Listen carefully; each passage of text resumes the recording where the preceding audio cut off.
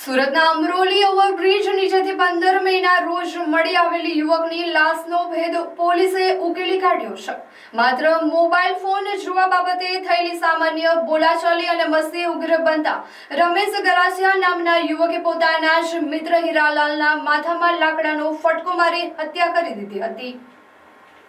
અમરોલી પોલીસે technical analysis અને બાતમીદારોની મદદથી ગણતરીના જ દિવસોમાં આરોપીને અમરેલીના બગસરા ખાતેથી ઝડપી પાડી જેલના સળિયા પાછળ ધકેલી દીધો છે. આ મામલે મિલન મોદી ઇન્ચાર્જ એસીપી કે ડિવિઝન સુરતે પ્રેસ કોન્ફરન્સમાં જણાવ્યું હતું કે ઘટનાની ગંભીરતાને ધ્યાનમાં લઈને અમરોલી પોલીસ દ્વારા ટેકનિકલ એનાલિસિસ અને હ્યુમન સોર્સિસની મદદથી સઘન તપાસ શરૂ કરવામાં આવી હતી. તપાસ દરમિયાન પોલીસને માહિતી મળી હતી કે મૃતક હીરાલાલ અને આરોપી રમેશ ઉર્ફે પાયલટ પારસિંગ ગરાસિયા વચ્ચે મોબાઈલ ફોન જોવા બાબતે સામાન્ય બોલાચાલી અને મસ્તી થઈ હતી. આ મસ્તી અને બોલાચાલી ઉગ્ર બનતા આરોપી રમેશે લાકડાનો ફટકો હીરાલાલના માથામાં તેમજ શરીરના અન્ય ભાગોમાં મારી દીધો હતો, જેના કારણે ગંભીર ઇજાઓ થતા હીરાલાલનું ઘટના સ્થળે જ મોત નીપજ્યું હતું અને આરોપી ત્યાંથી ભાગી છૂટ્યો હતો.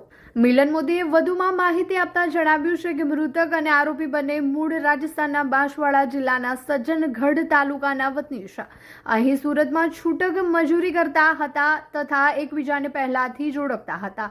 અત્યાર સુધીની પોલીસ તપાસમાં આરોપીનો કોઈ જૂનો ગુનાહિત ઇતિહાસ સામે આવ્યો નથી. આ ચકચારી હત્યા અંગે મૃતકના માતા ચંપા દલજી ગરાસિયાએ અમરોલી પોલીસ સ્ટેશનમાં ફરિયાદ નોંધાવતા ભારતીય ન્યાય સંહિતા 2023ની કલમ 103(1) તથા જીપી એક્ટની કલમ 135(1) મુજબ ગુનો રજીસ્ટર કરવામાં આવ્યો છે.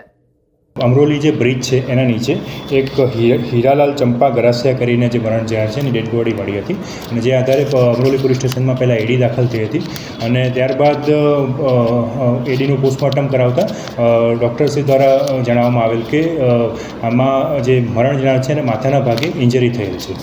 જે આધારે પોલીસને સસ્પિશિયસ લાગતા પોલીસે આગળ તપાસ ચાલુ કરી હતી.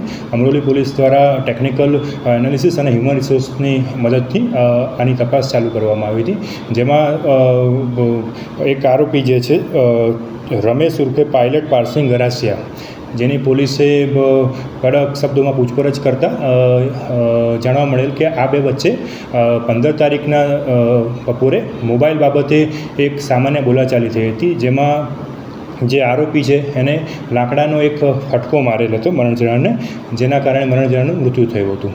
ત્યારબાદ પોલીસે આરોપીની ધરપકડ કરેલી છે અને આગળની કાર્યવાહી અમરોલી પોલીસ દ્વારા ચાલુ છે. આરોપીના ઉપર પહેલાંથી કોઈ ગુનાહિત અત્યાર સુધીની અમારી તપાસમાં કોઈ આરોપીના વિરુદ્ધમાં અત્યારે કોઈ પહેલાંનો કોઈ ગુના દાખલ થયેલા નથી. આરોપી શું કામ કરે? આરોપી અને મરણ જનાર બંને એકબીજાને પહેલેથી ઓળખતા હતા. બંને રાજસ્થાનના બાંસવાડા જિલ્લાના રહેવાસી છે અને આ બંને અહીંયા છૂટક મજૂરી કરતા હતા.